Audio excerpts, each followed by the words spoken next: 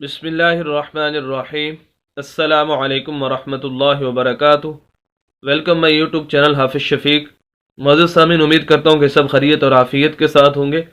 अल्हम्दुलिल्लाह, तख्ती नंबर 11 उसका पार्ट 43 43वां सबक आज आप हज़रात के सामने पढ़ने जा रहे हैं, जिसके अंदर अल्हम्दुलिल्लाह हम ज़बर ज़ेर पेश, दो ज़बर दो ज़ेर दो पेश, खड़ी ज़बर खड़ी ज़ेर उल्टा पेश, हरूफ मद्दा और लीन, साकिन, हरूफ कलकला, गुन्ना करने का तरीका और लफ्ज़ के आखिर में वक्फ करने का तरीका, इंशाअल्लाह ये तमाम उसूल व ज़वाबित और तजवीदी कवानीन आप हज़रात के सामने डिस्कस करेंगे, क्योंकि हमारा मकसद ही यही होता है कि आपके सामने चंद अल्फाज ही ना पढ़े जाएँ, बल्कि उन अल्फाज से निकलने वाले उसूल व ज़वाबित और तजवीदी कवानीन आप हज़रात के सामने रखे जाएँ, ताकि आप जब भी कुरान की तिलावत करना चाहें तो उन्हीं उसूल व ज़वाबित को मद्देनज़र रखकर कर सकें।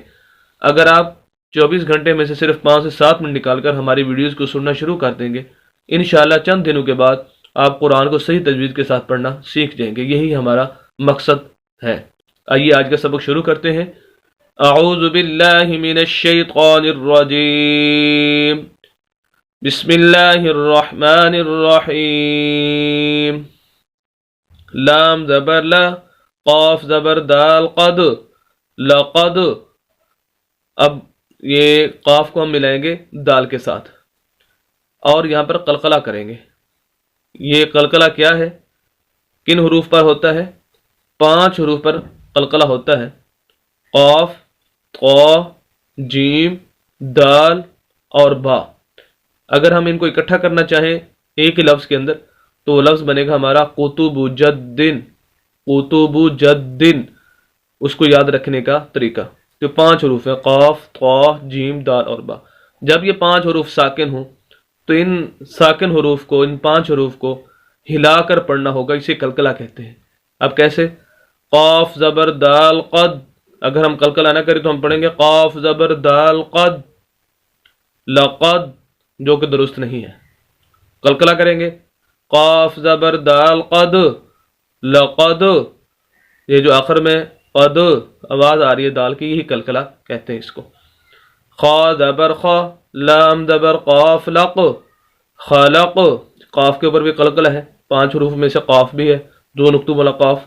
इसी वजह से यहाँ पर देखें कलर इसका ऊपर जो हम साकिन हरूफ की वजह से इसका कलर ये आपको नज़र आ रहा होगा।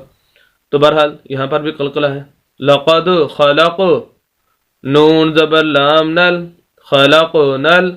नून को डायरेक्ट हम लाम के साथ मिलाएंगे क्योंकि लाम साकिन है और साकिन हरूफ खुद ब खुद नहीं पढ़ा जाता, उसको हेल्प की ज़रूरत होती है। जैसे यहाँ पर दाल को हेल्प की ज़रूरत थी, क़ाफ को साथ मिलाया, इस क़ाफ को हेल्प की ज़रूरत थी, लाम को साथ मिलाया।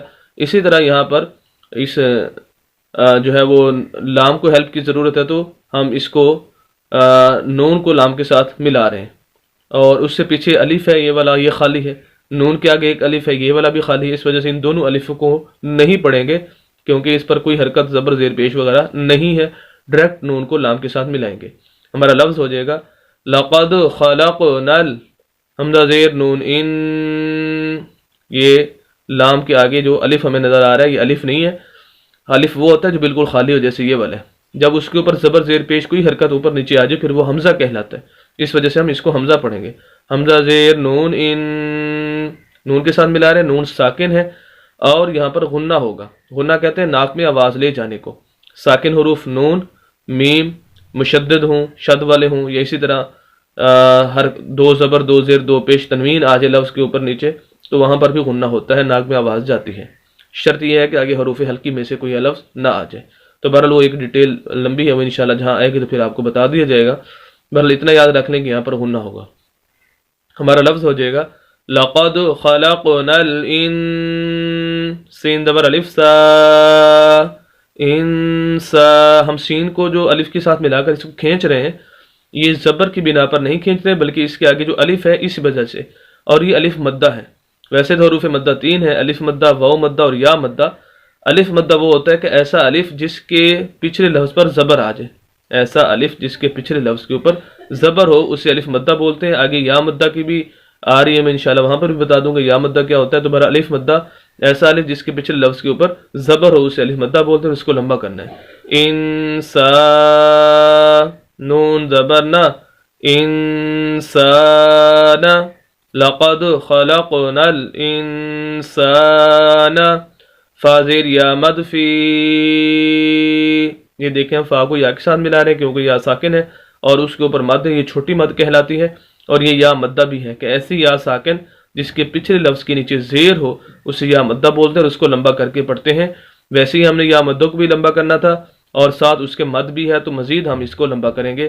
فی حمدہ زبر حا اح، سین زبر سا، احسا نون زیر نی، احسنی، فی احسنی، لقد خلقنا الانسان فی احسنی، تا زبر قاف تق، یہاں پر بھی کلکلہ کاف آ گیا، تق واو زیر یا وی، تقوی، یہ ہے واو مدہ۔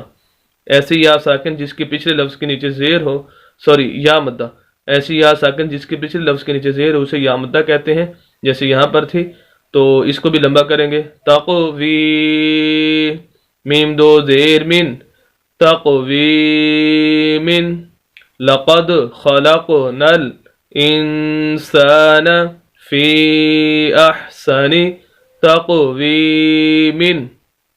یہاں تک ہماری عید پوری ہو گئی، یہ لفظ پورا ہو گیا ہے۔ اب ہم نے وقف کرنا ہے، آخری جو لفظ ہے وہ تقویم ہے، اس کا آخری جو حرف ہے وہ میم ہے، میم کو ہم ساکن کر دیں گے۔ یہی اصول ہے کہ جہاں پر وقف کرنا چاہیں آخری لفظ کو ساکن کر دیں، جیسے ہم اس کو ساکن جس طرح یہ یا ساکن ہے، جس طرح یہ قاف ساکن ہے، اس طرح ہم اس میم کو بھی ساکن کریں گے۔ جیسے ہم اس کو ساکن کریں گے تو اس کی دو زیر جو ہے وہ ختم ہو جائے گی، تو ہمارا لفظ ہو جائے گا تقویم سے تقویم۔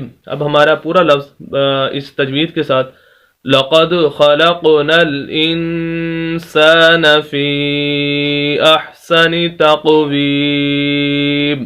امید کرتا ہوں کہ ان تمام اصول و ضوابط اور تجویدی قوانین کو جو آپ حضرات کے سامنے ذکر کی گئی بخوبی سمجھ چکے ہوں گے۔ مزید اسلامی ویڈیوز کے لیے اور قرآن کو صحیح تجوید کے ساتھ پڑھنے کے لیے ہمارے یوٹیوب چینل حافظ شفیع کو ضرور سبسکرائب کیجئے، صدقہ جاریہ سمجھ کر ہماری ویڈیوز کو شیئر بھی کیجئے۔ ملتے ہیں نیکسٹ ویڈیو کے اندر کل انشاءاللہ، اجازت دیں، اللہ حافظ۔